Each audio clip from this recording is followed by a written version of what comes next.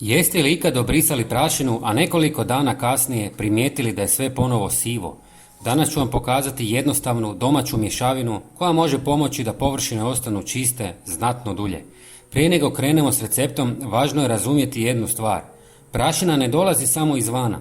Sitne čestice neprestano kruže prostorijom i zadržavaju se na mjestima koje ih najviše privlače. Zato se na nekim policama nakuplja puno brže nego na drugima. Prašinu ne možemo potpuno zaustaviti, ali možemo znatno smanjiti brzinu kojom se vraća na površinu. Za pripremu ove mješavine prvo ulijevam pola litre destilirane vode.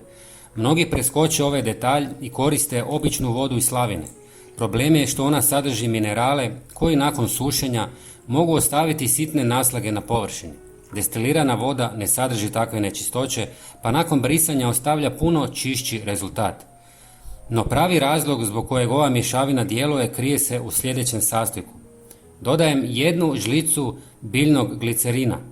Biljni glicerin poznat je po tome što stvara izuzetno tanak, gotovo nevidljiv sloj na površinama. Taj sloj ne čini namještaj masnim niti ljepljivim ako se koristi u maloj količini. Njegova najveća prednost je što pomaže smanjiti statički elektricitet. Upravo statika često privlači sitne čestice iz zraka i zbog nje se prašina tako brzo vraća nakon čišćenja. Zato je glicerin jedan od najzanimljivijih sastojaka u ovoj mješavini. Ali ni to nije sve.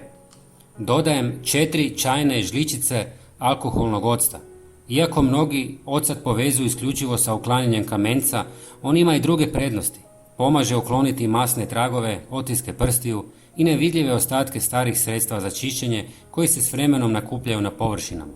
Kada uklonite taj nevidljivi sloj, površina ostaje čišća i prašina se sporije nakuplja. Sada dolazimo do dijela gdje mnogi griješe. Mješavinu nije potrebno obilno prskati po namještaju. Dovoljno je nanijeti malu količinu na krpu od mikrofibre i njome prebrisati površinu. Tanak sloj daje bolji rezultat od previše sredstva. Naravno, prašina neće potpuno nestati. To ne može postići ni jedno sredstvo, ali kada je površina pravilno očišćena i kad se smanji statika, primijetit ćete da se sivi sloj ne vraća jednakom brzinom kao prije.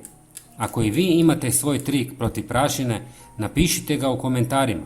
Možda upravo vaš savjet pomogne nekome da rjeđe poseže za krpom. Pozdrav i vidimo se u sljedećem videu.